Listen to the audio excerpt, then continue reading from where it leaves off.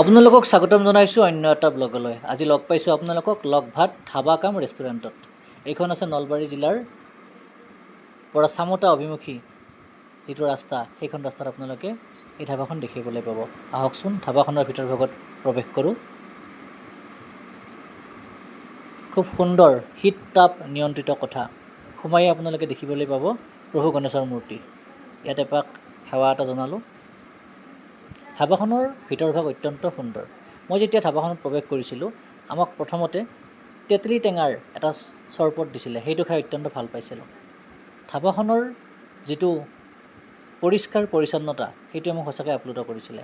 লগতে ইয়াৰ ৱাছৰুমটো অত্যন্ত পৰিষ্কাৰ আছিলে আৰু ধাবাখনত খুব সুন্দৰভাৱে AC চলি আছিলে আৰু যথেষ্ট গৰম আছিল।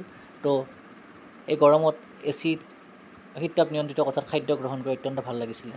ৱাইফো আছিলে মোৰ লগত। ধাবাখনত নলবাৰীৰ কিছুমান বিশিষ্ট ব্যক্তিৰ ফটো আঁৰি থোৱা আছিলে। চাওকচোন এই ফটোবিলাক, কিজানি আপোনালোকে চিনিয়ে পায় কাৰ কাৰ ফটো। এইগৰাকী আদ্য শৰ্মা, এইগৰাকী শৰৎ সিংহ চাগে। খুব সুন্দৰ পৰিৱেশ। এই যে দেখিবলৈ পাইছে, সেইটো হৈছে মেইন ৰাস্তা। এই ৰাস্তাটো আছে নলবাৰীৰ পৰা চামোতা অভিমুখী এটা ৰাস্তা। ধাবাখনত থকা কৰ্মচাৰীসকলৰ যিটো বিহেভিয়াৰ মোৰ অত্যন্ত ভাল লাগিছিলে আৰু তাত যিখিনি আমি খাদ্য অৰ্ডাৰ কৰিছিলোঁ, খাদ্যৰ কোৱালিটিটো আমি খুব ভাল পাইছোঁ। বিশেষকৈ প্ৰভু গণেশৰ মূৰ্তিটোৱে মোক যথেষ্টখিনি আপ্লুত কৰিছিলে। এবাৰ ধাবাখনৰ মেনুখনতো আপোনালোকে চকু ফুৰাওকচোন। এইখন হৈছে ধাবাখনৰ মেনু।